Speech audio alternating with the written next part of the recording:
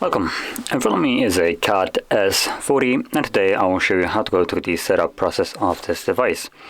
So when you boot it up for the first time, you'll be presented with the welcome screen where you get to select your desired language. Now I'll be sticking with English, but you can just kind of slide through them and find the language that you want to use, and then click on an arrow. Now on the next page we can insert a SIM card. This step is completely optional, and the reason why it's here is so you can either use your SIM card or the Wi-Fi to connect to internet. Now the reason why you would want to do that is throughout the process you'll have the option then to log into your Google account, and if you choose to not connect to any kind of network, this step will just be kind of skipped, which I'm gonna be skipping both of them, to be honest. So there we go.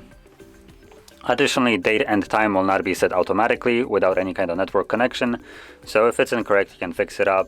If you're planning to connect to a network in the future, after like, I don't know, not long, then you can also not fill it up correctly, because the moment you connect it to any kind of network, it will automatically set up date and time correctly.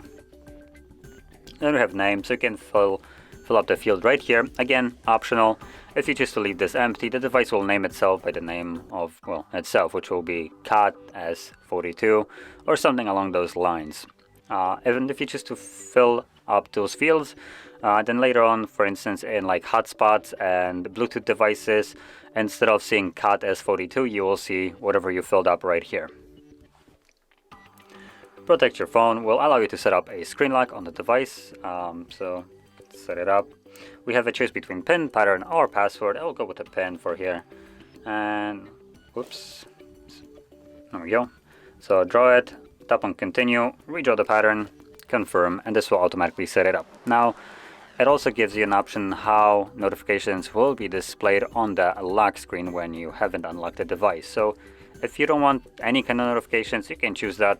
So basically, if someone likes to snoop around on your phone, they basically won't be able to see the notifications. Now the first one, show all notification content, will basically show you content of the notifications on the lock screen, but the two below ones, hide sensitive information content, meaning that when you get a notification, it will show you that, for instance, OnlyFans gave you a notification, but it will not display any kind of content of it, and this one will just not even display any kind of notification on the lock screen. So anyway, next page we have Google services. So we have location scanning and sending user and diagnostic data. At least that's how it's called nowadays, but the premise is the same. And obviously, if you don't want any of those, you can disable them by unchecking them. Scroll down and select next. Which brings us to the end of the setup screen. So if you found this video helpful, don't forget to hit like, subscribe, and thanks for watching.